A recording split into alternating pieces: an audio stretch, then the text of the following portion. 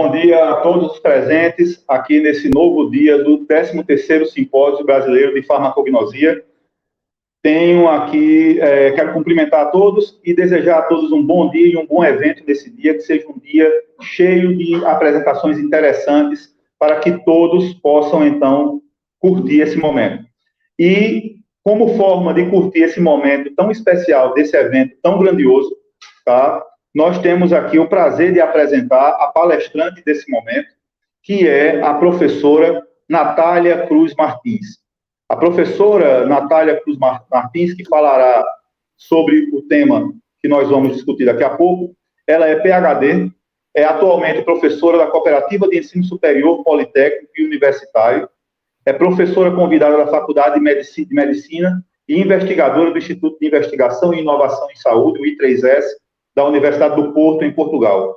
É licenciada em Nutrição e tem doutorado em Engenharia Química e Biológica, trabalhando com Química e Bioquímica Aplicada, Ciência Alimentar, Nutrição e Microbiologia Clínica pela Universidade do Minho, onde realizou seu doutorado.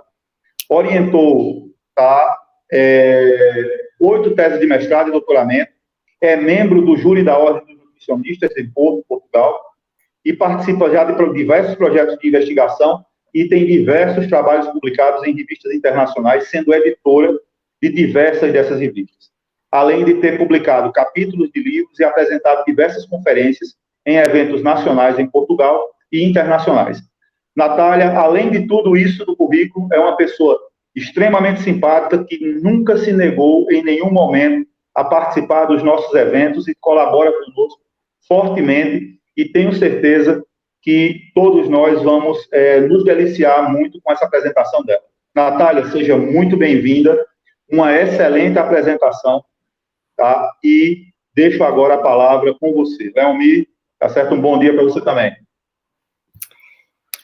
Obrigada, Henrique, pela excelente introdução. Eu espero de maneira nenhuma desapontar mediante tantos elogios. Quero, antes de começar a minha apresentação, agradecer à comissão organizadora pelo convite excelente. É um prazer para mim estar aqui e, de facto, tudo farei para continuar a colaborar e estreitar estas colaborações que temos tido até ao momento. Eu vou iniciar, então, o compartilhamento da tela para não atrasarmos.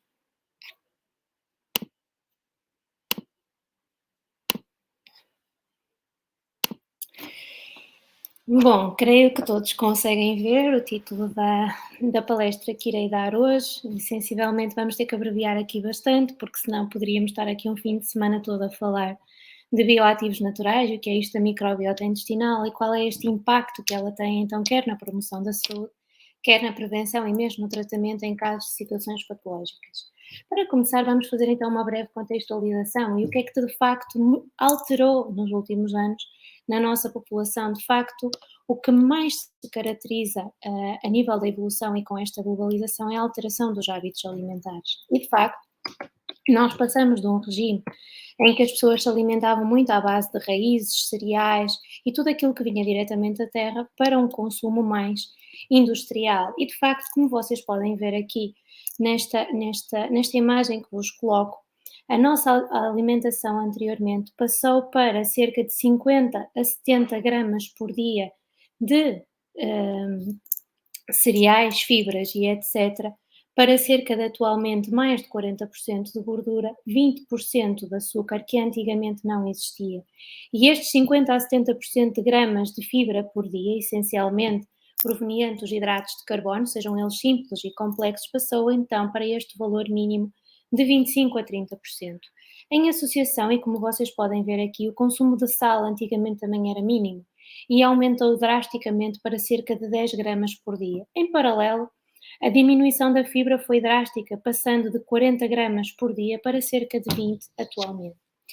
É óbvio que se nós nos pusermos a contextualizar em termos de epidemiologia de doenças crónicas, antigamente elas não existiam. Porquê? Porque a nossa alimentação era altamente rica em gorduras, das quais tínhamos um elevado teor de composição desses mesmos alimentos que eram ricos em gordura, quer de ácidos gordos mono e poliinsaturados, que, portanto, reduziam-nos aqui drasticamente o índice inflamatório e, consequentemente, se nós formos a ver em termos de rácios de inflamação e taxa de incidência de doenças crónicas e degenerativas, enquanto que antigamente elas eram ausentes, atualmente consideram-se endémicas, e nomeadamente a nível da desregulação das gorduras no sangue, nós temos aqui riscos heterogénicos que já se aproximam cada vez mais do vermelho. Portanto, na década de 1950 nós estávamos aqui num risco amarelo, quase como associando um semáforo, e atualmente, como resultado então destas alterações nos nossos padrões alimentares, que não dizem respeito à nossa própria genética e estilo de vida, nós estamos cada vez mais a passar de um estilo de vida saudável para um estilo de vida promotor de doenças crónicas. Falando então desta maior incidência de patologias e mesmo o aparecimento de algumas que antigamente não existíamos, nós temos um triângulo chamado como a tríade que está associada ao aparecimento da doença, em que nós temos em cada um dos vértices um fator responsável pela mesma. É óbvio que se nós é que temos a doença, o hospedeiro será aquele que desempenha um papel central. Em consequência, temos também o nosso meio ambiente que afeta e que promove um maior ou menor risco de desenvolver doença. Posteriormente, teremos então aqui um patogénio, no caso de uma doença infecciosa, mas pode ser então aqui a nossa dieta, os hábitos alimentares e o nosso estilo de vida como um todo. O que é que aconteceu atualmente? Começou-se a chegar à conclusão que, de facto, não só estes três fatores, o nosso hospedeiro, o ambiente e o agente que promove então o aparecimento da doença, têm um impacto preponderante. E dou-vos aqui um exemplo particular da incidência de câncer do pulmão. Nós sabemos que aqui, por exemplo, no ponto do agente, o consumo o tabaco é um fator de risco, mas nem todas as pessoas que fumam desenvolvem câncer do pulmão. Pelo contrário, também podemos ver que pessoas que não fumam também desenvolvem cancro. Portanto, começou-se a perceber que, de facto, os micro-organismos que compõem o nosso organismo, chamado microbioma, e os seus genes, os seus metabolitos, que são produzidos como resultado do seu metabolismo, exercem então aqui um papel importante que tem vindo a ser cada vez mais aclarado até aos dias de hoje. E na realidade, o que é que se sabe até agora? Alterações a nível da nossa microbiota saudável, ou seja, o aparecimento de estirpes que normalmente não deveriam estar no nosso organismo, ou quando elas começam a estar em concentrações acima do que é normal, por exemplo, alguns comensais, como é o caso das cândidas, que quando elas aumentam a sua proporção em relação a outro tipo de estirpes que normalmente coabitam connosco e estão aqui num estado de simbiose, leva então a esta disbiose, ou seja, a desregulação do nosso trato gastrointestinal. E na realidade, então nós falamos de bactérias e vocês perguntam, então, mas estas bactérias existem como? Como é que elas vêm ter connosco? Na realidade, nós adquirimos os primeiros micro-organismos a quando do nascimento. Por isso é que se diz muitas vezes que quando as crianças nascem por parto normal, acabam por receber muito mais agentes protetores do que aquelas que nascem por cesariana. E, na verdade, uma das partes destes agentes protetores, claro que a saúde da mãe também vai exercer aqui um papel que é preponderante, mas essencialmente as bactérias e os fungos que nós adquirimos a quando do nascimento, através da passagem a nível vaginal a quando do nosso nascimento, nós já vamos receber então a nossa primeira barreira de defesa. O que é que acontece se uma criança nasce por parto não sendo normal, ou seja, por cesariana? Ela não vai adquirir estes fatores de proteção que consequentemente vão alterar então aqui esta dinâmica das comunidades em termos ecológicos, ou seja, o tipo de interações microbianas, o tipo de micro-organismos que uma criança nascida por cesariana vai ter será completamente diferente daquela que nasce por parto normal. Como consequência, teremos então aqui alterações no desenvolvimento da nossa microbiota intestinal, que só se completa cerca do 4º ano de vida da criança. Por isso é que cada vez mais se recomenda que as próprias crianças e as próprias mães, a quando da gravidez, tomem suplementos com ômega 3, tomem probióticos e consigam aportar o melhor rácio de vitaminas e minerais de forma a corrigir potenciais déficits que possam aqui ocorrer. Finalmente, se nós não temos então esta microbiota e o seu desenvolvimento adequado, nós não vamos conseguir assegurar uma adequada maturação imunológica e metabólica que a médio e longo prazo, em associação com outros fatores, a própria alimentação da criança e a toma de antibióticos, estarão aqui a atuar como fatores de risco para o aparecimento de doenças nos estadios adultos. Na realidade, um estudo recentemente publicado na revista Biomedicine, em 2021, mostra que a microbiota das crianças apresenta uma elevada plasticidade e, portanto, tem sido alvo de um interesse crescente a nível da investigação. Porquê? Porque a sua menor diversidade e o rápido desenvolvimento permite que nós façamos alterações sem que elas se repercutam a médio e longo prazo. Portanto, nós conseguimos ter um resultado muito mais precoce. Estas modificações que estão a ser implementadas nas crianças de forma a evitar problemas na fase adulta são classificadas em 3 grupos principais. Ou a depleção, ou seja, em que nós aplicamos, por exemplo, um antibiótico e vamos limpar a flora intestinal e a seguir vamos repovoá-la, ou seja, modulá-la através da administração quer de pré, quer de probióticos, que os prebióticos serão o alimento essencial, além de terem outras funções também na nossa flora intestinal, são essencialmente o nosso combustível para as células intestinais e também para os micro-organismos benéficos, ou seja, as bactérias que nós precisamos de ter boas no nosso intestino para que elas se reproduzam. Também podemos modulá-la aqui através da própria intervenção alimentar. Porquê? Porque os próprios alimentos, alguns deles, nomeadamente os lácteos, está bem, mas também as frutas e os legumes, mostra-se que cada vez mais, eles ajudam-nos então aqui a modular e alguns deles são mesmo fontes de substâncias pré e probióticas. Podemos depois também fazer então aqui a substituição, que é basicamente o transplante da microbiota fecal, ou seja, é retirar, depois de fazermos então esta depleção, nós vamos repovoar a microbiota fecal com agentes externos, está bem? Portanto, com base naquilo também que vos tinha dito até agora, a administração de probióticos em bebés e em crianças tem aumentado. Porquê? Particularmente naqueles que nasceram de cesariana. Não quer dizer que aqueles que nasceram de parto normal não necessitem também de probióticos, mas a probabilidade de uma criança nascida de cesariana necessitar será muito superior àquela que nós vemos numa nascida por parto normal. E, portanto, apesar de já se reconhecer que existe então aqui esta transmissão vertical na microbiota para a colonização a nível intestinal, mas de uma maneira geral no organismo da criança como um todo, porque nós também temos micro-organismos da pele, ou seja, também temos microbiota da pele, está bem, assim como a respiratória e etc. E a sanguínea, que tem sido reconhecida também nos últimos anos, ajuda, por um lado, não só a regular a microbiota da criança, mas consequentemente também nós conseguirmos predizer que, em função da alteração da microbiota que a mãe apresenta, nós teremos uma maior ou menor necessidade de suplementar neste ou naquele sentido, está bem? Portanto, assegurar então aqui estas análises longitudinais da microbiota intestinal e aferir periodicamente estes biomarcadores fecais e séricos, quer do hospedeiro e também o seu historial clínico, vão nos ajudar de uma forma geral a aprofundar este conhecimento que já existe na microbiota, para também depois determinarmos em que medida é que ela será benéfica para o hospedeiro e, consequentemente, conseguirmos determinar não só a posologia adequada, o tempo de administração e a via de administração mais adequada. Trago-vos também, isto fica só mais para um conhecimento, para que vocês percebam de facto o que é que existe, nomeadamente a nível das crianças, as diferentes tipos de bactérias que nós podemos ter ao longo do nosso trato digestivo estão associadas à produção de um determinado tipo de metabolitos, está bem? Além delas ajudarem na produção de outro tipo de moléculas bioativas, inclusive também as vitaminas, minerais e outros cofatores que muitas vezes atuam a nível metabólico. Portanto, como resultado desta produção de mediadores resultantes do metabolismo destas bactérias, nós vamos ter aqui alguns fatores, cito-vos, por exemplo, a função de barreira intestinal, o controle da saciedade, assegurar um adequado metabolismo dos lípidos e da glicose e também a homeostase a nível imunitário, o controle da inflamação, que é cada vez mais frequente nas nossas sociedades.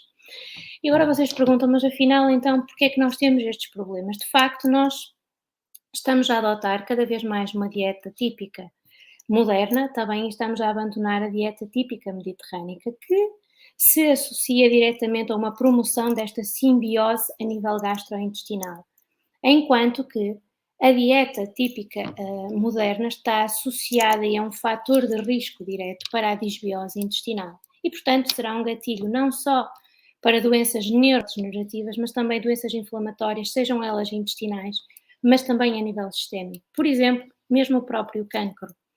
Cada vez se associa mais o cancro a alterações genéticas e, de facto, a própria dieta pode exercer aqui um efeito modulador a nível da epigenética. Mas, por si só, alterações na nossa microbiota intestinal são fatores de risco independentes para o aparecimento de cancro. Portanto, isto temos que pensar. Até que ponto é que nós, focando apenas a genética e descurando o nosso intestino e a nossa alimentação, nós vamos conseguir controlar e garantir então aqui uma gestão adequada dos vários tipos de patologias que cada vez são mais frequentes.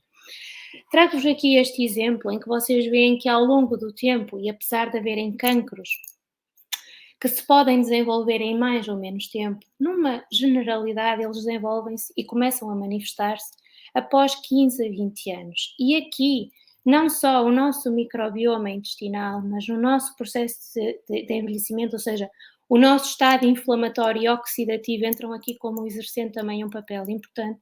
E claro, aqui quer o estilo de vida, no qual também se inclui a dieta, vão então exercer aqui um impacto muito importante a nível da alteração epigenética e, portanto, conduzir a um maior ou menor risco de desenvolvimento de cancro. Mas quem fala do cancro poderá falar de outro tipo de patologias. Então, especificamente a nível do risco de cancro, existem 5 fatores essencialmente e atualmente associados como sendo associados a um maior risco. Um deles é então esta disbiose intestinal, a nível de alterações epigenéticas que são adversas para o nosso organismo, ou seja, que ficam danosas, e aqui a nossa dieta vai ajudar a metilar ou a desmetilar algumas sequências de DNA, e, portanto, se elas ficam metiladas ou desmetiladas, poderão ficar ativas ou inativas e vice-versa. Mas também a própria dieta é um gatilho, então, como eu vos falei, para a inflamação por si só e a alteração da função imunológica, que consequentemente levarão também aqui a distúrbios a nível metabólico e hormonal e que na base estarão então aqui este stress oxidativo. O que é que nos mostra a evidência até agora? Um artigo publicado na Nature em 2020 mostra que, de facto, o consumo de legumes, de sopa à base de vegetais e também de vegetais, sejam eles cozinhados ou na sua forma crua, são fatores protetores para o cancro, está bem? Enquanto que, por outro lado, os snacks, os molhos, as batatas fritas e outro tipo de alimentos embalados, inclusive a carne vermelha e a carne processada, estão associados aqui a um risco maior de aparecimento de cancro. E, portanto, da nossa dieta, nós temos vários macro e micronutrientes que estes por si só afetam diretamente não só a nossa modulação epigenética, mas também vão ajudar-nos aqui a controlar e a melhorar não só o nosso bem-estar, ajudar-nos a interagir de forma melhor e a reagir de outra forma diante de alterações a nível do ambiente, a nível das toxinas, outros químicos, a toma de fármacos e tudo mais. E então aqui no processo de absorção e metabolismo, que é o que eu gostaria de vos focar essencialmente, pensava-se essencialmente que é através da boca e por ação do nosso estômago, o fígado que depois liberta a bilis no intestino, que nós conseguíamos metabolizar para depois absorver estes nutrientes, que de facto nós não utilizamos os alimentos, nós utilizamos os micronutrientes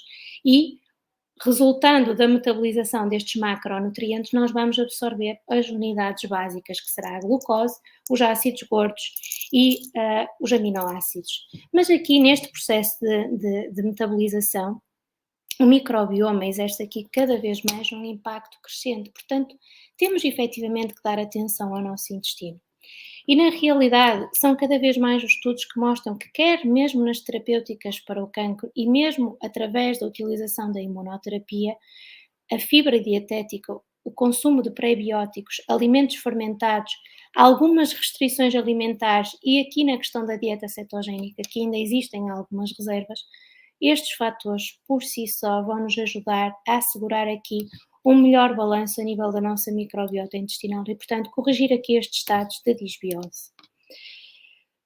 Não só no cancro, mas também nas patologias a nível do sistema nervoso, a própria dieta ocidental, que é por natureza rica em gordura saturada, em sacarose e bebidas açucaradas, está diretamente associada a uma alteração da nossa microbiota intestinal no sentido da disbiose, que a médio e longo prazo leva a alterações a nível inflamatório que conduzem à perda da função neuronal, aumentando consequentemente o risco de depressão, esquizofrenia, autismo, entre outras patologias. Similarmente, quando nós consumimos alimentos com elevado teor de ômega 6, nos quais se incluem aqui os óleos vegetais, a carne vermelha, o queijo, dependendo do tipo de queijo e da forma do processamento que ele sofre, nós vamos ter aqui um aumento na produção de ácido araquidónico, que está diretamente associado à produção de prostaglandinas inflamatórias, que a médio e longo prazo não só levam à alteração a nível neuronal e ao aparecimento de doenças do foro neurológico, mas a nível metabólico também e hormonal, mas exercem um impacto direto a nível da nossa alteração da microbiota intestinal, no sentido da disbiose. Portanto, e chegados até aqui, vocês perguntam, mas então o que é que eu tenho que ter no meu intestino? Qual é o rácio adequado? Na realidade, nós devemos ter, a nível da nossa microbiota intestinal, cerca de 90%, dos quais deverão compor lactobacilos, bifidobactérios e bacterióides, e apenas 10% no máximo de enterococos e Escherichia coli. E menos do que 1%, que de facto são estes menos do que 1% que estão em elevadas concentrações no nosso intestino e, portanto, são gatilhos diretos para o aparecimento de patologias, os estafilococos, os proteus, espécies do tipo Clostridium e fungos, de várias origens. Também isto trazer-vos aqui uma informação relativamente recente, cada vez mais após as pessoas morrerem, os cadáveres são analisados, não só do ponto de vista da medicina legal, para muitas vezes descobrir a própria causa de morte, portanto, as bactérias, o nosso microbioma também é usado para determinar as causas de morte atualmente das pessoas, como também o tipo de patologia que, se nós tivermos maior prevalência desse tipo de estirpes em detrimento de outras, nós podemos extrapolar para a população que, se existe um grande rácio deste tipo de bactérias versus outras, nós podemos ter uma maior propensão a desenvolver outro tipo de patologias que não aquelas que normalmente deveriam ocorrer como resultado do processo de envelhecimento.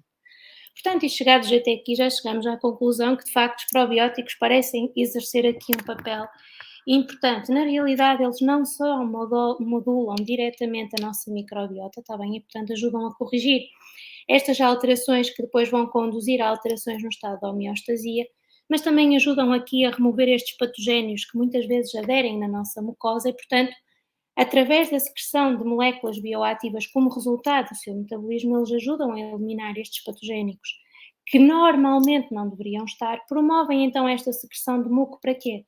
Para hidratar as nossas vilosidades intestinais, promovendo consequentemente a sua colonização e evitando então que outras bactérias danosas se comecem a aderir, a proliferar e causem aqui então este estado de disbiose, que é um gatilho direto para o aparecimento de patologias. Nesta tabela mostro de uma forma geral, não vou estar aqui a esmiuçar, mas até à data já se reconhecem várias aplicações médicas e funcionais do uso de probióticos. Portanto, apesar desta lista ainda ser relativamente curta, ela fala em termos gerais, em termos metabólicos. Por exemplo, aqui nas aplicações médicas 2, na segunda coluna, doenças metabólicas. Que tipo de doenças metabólicas? Todas elas. Portanto, vale a pena investir, mesmo nestes major aspectos que nós estamos aqui a falar, vale a pena nós começarmos a especificar que tipo de cepas probióticas são especificamente adequadas num tipo versus noutro tipo de situação. No entanto, nem tudo é bom. Porquê? Porque os probióticos são bons, mas a sua administração deve ser pautada não só numa anamnese muito adequada do próprio doente em si ou do paciente que temos à nossa frente, mas também temos que ter em consideração que, por si só, algumas cepas também estão associadas a efeitos tóxicos e eventos adversos. Portanto, é preciso nós ponderarmos e assumirmos e colocarmos em cima da balança o risco, os prós e os contras da sua administração. Portanto, pelo facto de eles serem bons, não significa que eu os deva tomar indiscriminadamente, está bem? Portanto, e falando então aqui dos probióticos, temos também que falar dos prebióticos. Porquê? Porque os prebióticos necessitam de ser administrados para quê? Como eu vos falei atrás, para nós conseguirmos assegurar este crescimento, esta proliferação e uma nutrição adequada destas bactérias intestinais. Como resultado da sua atividade metabólica, como eu já vos falei para trás, então, estas bactériazinhas intestinais produzem várias vitaminas, por exemplo, a vitamina B1, B2, B7, B12, B9, mas também GABA, que nos ajuda a nível do controlo a nível do sistema nervoso e que vai diretamente estar associada a reduzir o risco de depressão e outro tipo de patologias. Mas produzem também alguns péptidos bioativos, bacteriocinas, que são os antibióticos que as próprias bactérias produzem, ou seja, como resultado do seu metabolismo, ácido linoleico conjugado, exopolissacáridos, etc, etc. Portanto, nós, além da administração de antibióticos de síntese, como resultado do metabolismo destas bactériazinhas boas que nós poderemos ter a nível intestinal, elas também vão produzir estes antibióticos naturais que vão ajudar a seletivamente promover o crescimento de umas em detrimento de outras. Portanto, cada vez mais a adoção de uma dieta mediterrânica por si só está a ser associada a um estado de eusbiose, como também para evitar a disbiose intestinal, que mesmo o nosso stress dia a dia é promotor destes quadros de disbiose. Portanto, se além do nosso stress, a nossa exposição ambiental a poluentes, a fármacos, toxinas e tudo mais, nós não tivermos uma alimentação adequada, mais rapidamente nós invertemos o sentido, não neste sentido da seta da esquerda para a direita, mas da direita para a esquerda.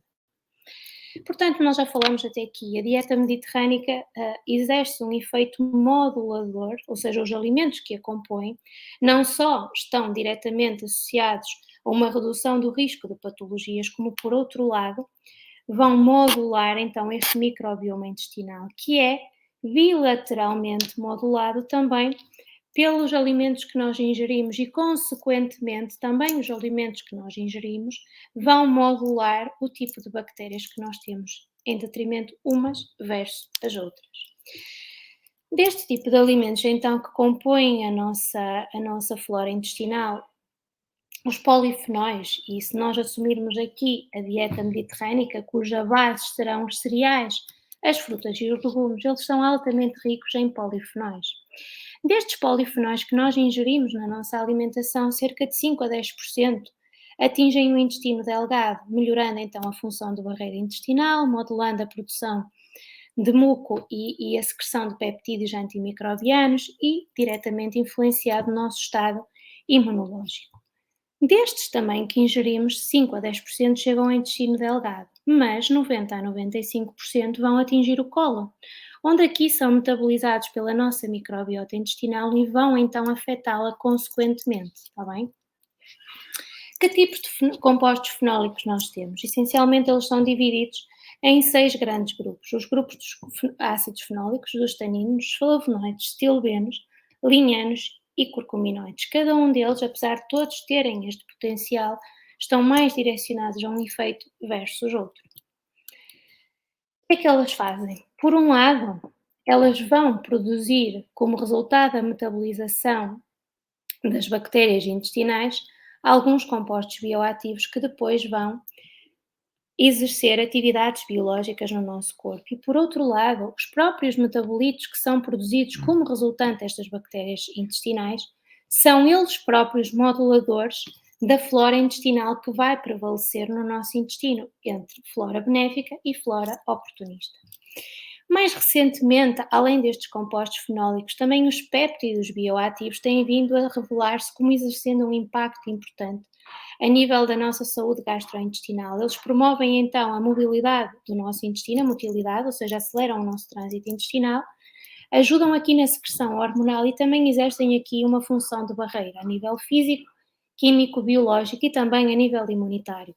E, portanto, a ingestão destes péptidos bioativos derivados dos alimentos bloqueiam então aqui a presença de patogénios e antigénios a nível luminal que depois vão conduzir não só à alteração da função de barreira no nosso intestino, que irá culminar em estados inflamatórios e, consequentemente, na doença. Portanto, chegados até aqui, sabemos então que quer os lácteos, quer alguns os péptidos, quer os próprios flavonoides, como resultante da ingestão de frutos e legumes, têm um efeito benéfico no nosso organismo. E o que é que a indústria alimentar está a fazer neste momento? Ela está a criar este tipo de alimentos com três âmbitos de atuação, se assim podemos dizer. A nível primário, porque sendo alimentos ricos em macro e micronutrientes, vão beneficiar a saúde nutricional do próprio indivíduo. Consequentemente, como eles exercem aqui uma função moduladora no intestino, eles vão promover o crescimento e a proliferação de bactérias boas e limitar o crescimento de bactérias más e, consequentemente, como resultado do seu metabolismo, vão então aumentar aqui a produção de compostos bioativos que exercem terciariamente efeitos benéficos a nível do nosso organismo. Imunoestimulantes, antidiabéticos, antifadiga, anti-hiperglicémicos, anti-hipercolesterolémicos, anticancerígenos, etc. Mas, neste processo de produção, nós temos que ter em atenção não só ao processo de produção, à própria matriz que vamos estar a utilizar e o tipo de constituintes que ela vai conter, mas também o processo de armazenamento, porque todos eles vão exercer um impacto brutal, quer a nível das propriedades físico-químicas, nutricionais, consequentemente, e posteriormente vão afetar então aqui o número de células vivas que nós depois vamos conseguir aproveitar como resultado do consumo desses alimentos. Como tabela final para a minha apresentação, deixo-vos aqui apenas uma dica quente que eu acredito que vai ser e também uma novidade para vocês. Também as bactérias têm sido estudadas como agentes promotores da redução do risco de infecção por SARS-CoV-2. Portanto, de facto, as bactérias, e sendo o SARS um vírus, elas ajudam aqui a combater, exercem então aqui este efeito bidirecional, está bem? Queria agradecer a vossa atenção e estou disponível para esclarecimento de dúvidas. Muito obrigada.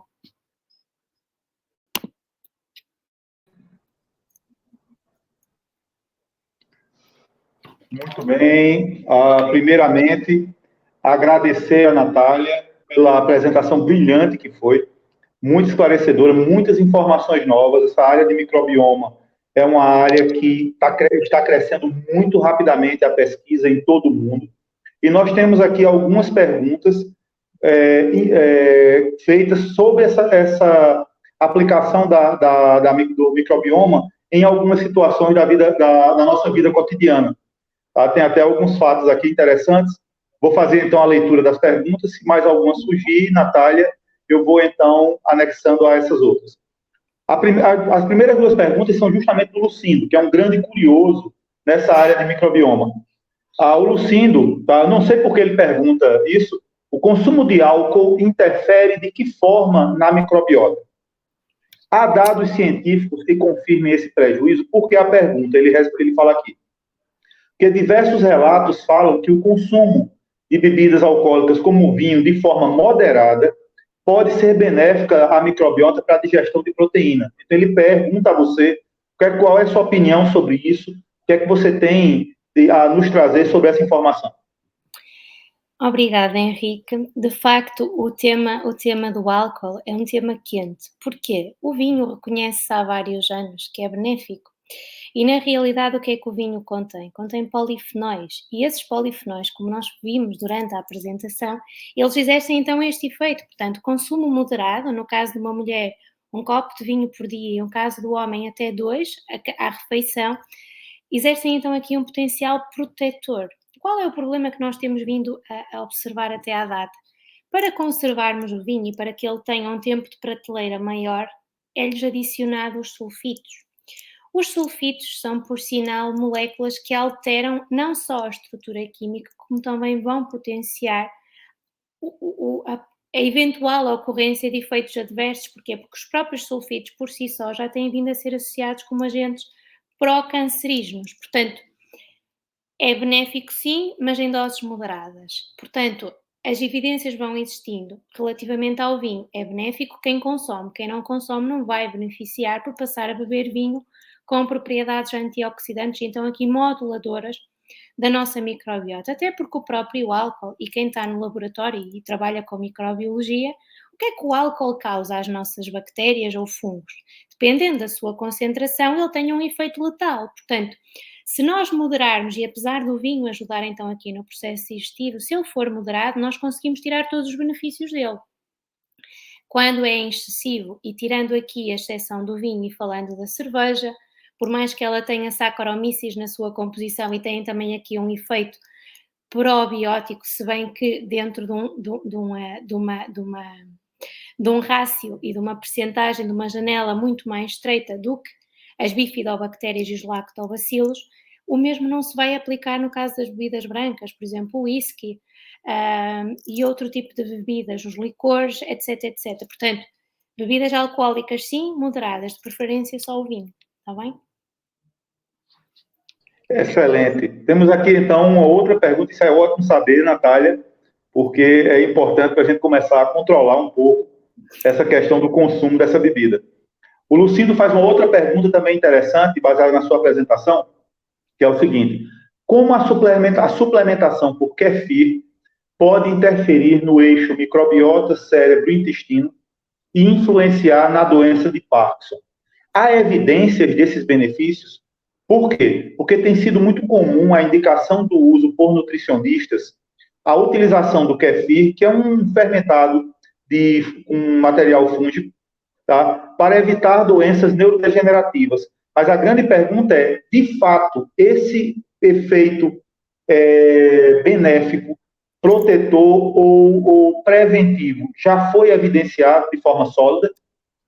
Existem algumas evidências e, de facto, durante a apresentação eu coloquei-vos numa rodinha o impacto dos probióticos e que alimentos. De facto, o kefir não deixa de ser um fermentado que contém o quê? Especificamente estirpes probióticas. Portanto, quando eu vos falei essencialmente dos 3 âmbitos de atuação, que seria a depleção, a modulação e a alteração, ou seja, o transplante da microbiota fecal, nós podemos incluir aqui o kefir no grupo da modulação. Portanto, se nós temos um rácio de bactérias más superior ao de bactérias boas, quando nós incutimos, alteramos o tipo de alimentação, ou seja, passamos para uma alimentação o mais saudável possível e de preferência o mais próximo da alimentação do tipo mediterrâneo, nos quais o kefir, sendo também por ele próprio rico em bactérias com propriedades probióticas, os lactobacilos e as bifidobactérias, nós vamos ter aqui um efeito modulador. Portanto, existem evidências sim. Agora, até à data,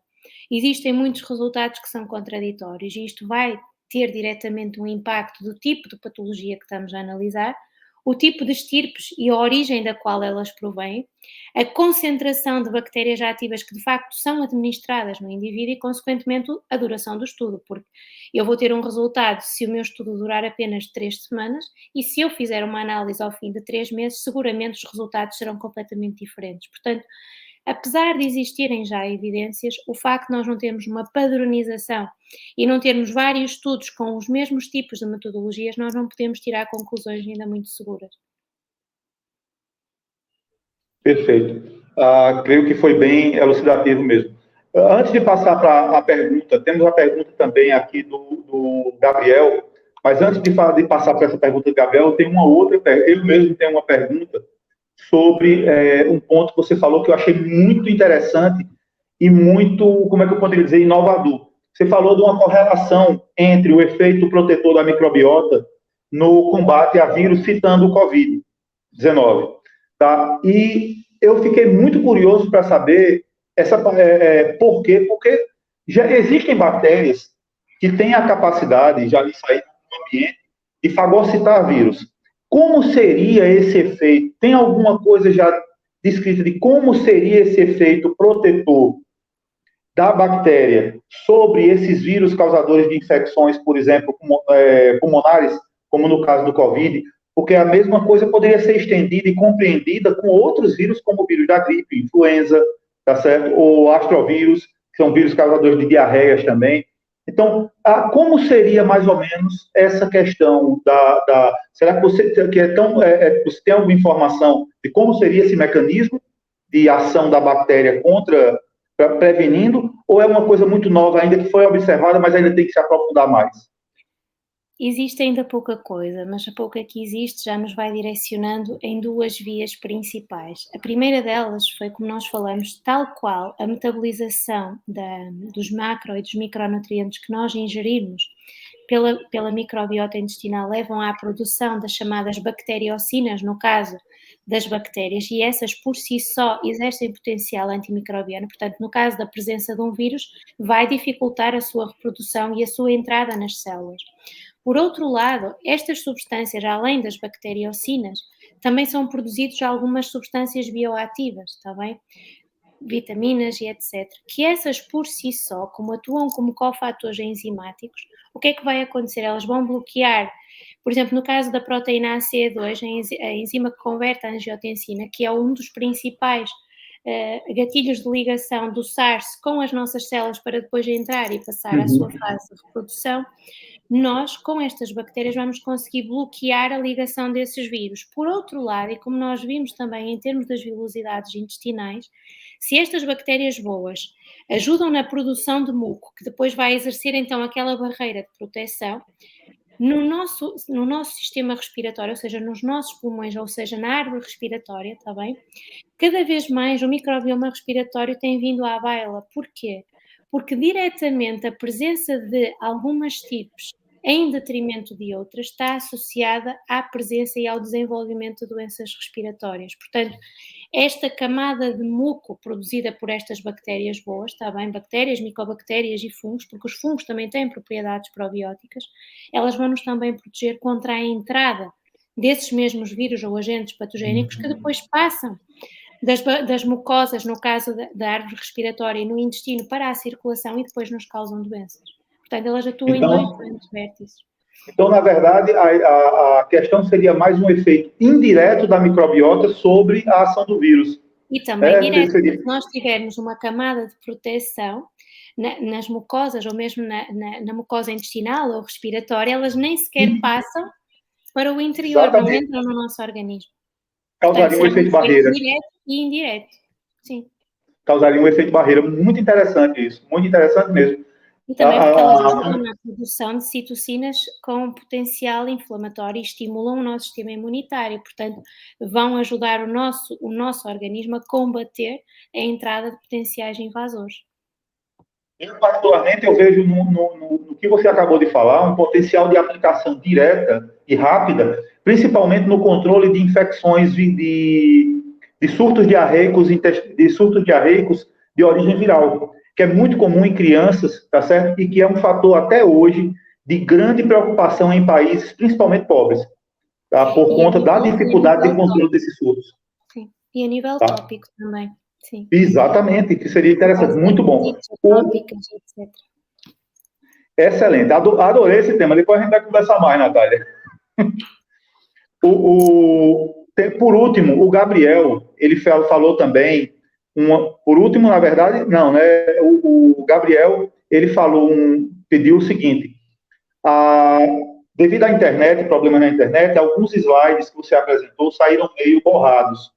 Tá? E aí ele solicitou se seria possível você disponibilizar a sua apresentação para que ela fosse distribuída, tá certo, para os participantes do evento, porque eles poderiam ler os seus slides com mais facilidade nessa situação. Se você autorizar, o próprio sistema aqui da SEB, o Leomir, já vai providenciar isso.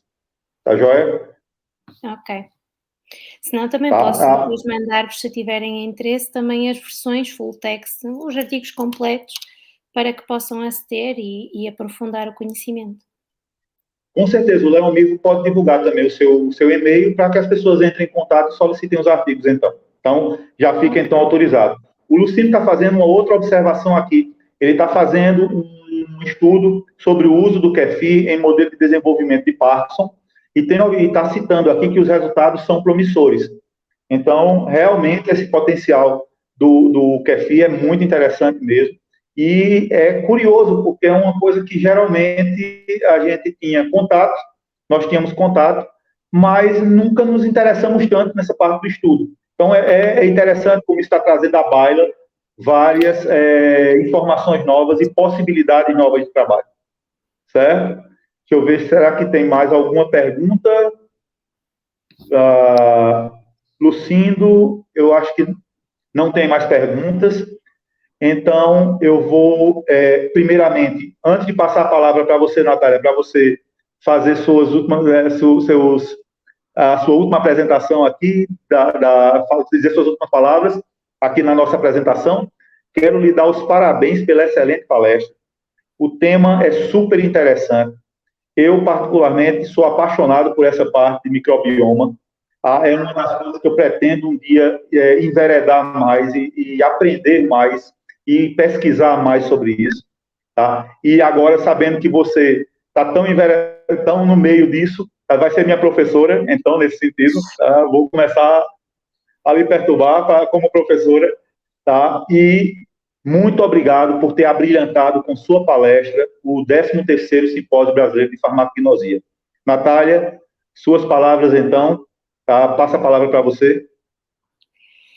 Mais uma vez, e estou sem palavras diante de tantos elogios, foi um prazer para mim fazer parte deste evento e estarei aberta e disponível para continuar a brilhantar, espero eu, os próximos eventos. Só me resta agradecer-vos novamente pelo convite, desejar-vos um excelente dia, um excelente simpósio a todos vocês e agradecer particularmente à comissão organizadora, no nome do professor Lucindo, com o qual já temos colaborado, e também com o Henrique, com o qual já tenho uma colaboração de há mais tempo, e espero que assim que esta situação pandémica comece a abrandar, que nos possamos ver todos presencialmente. Obrigada mais uma vez.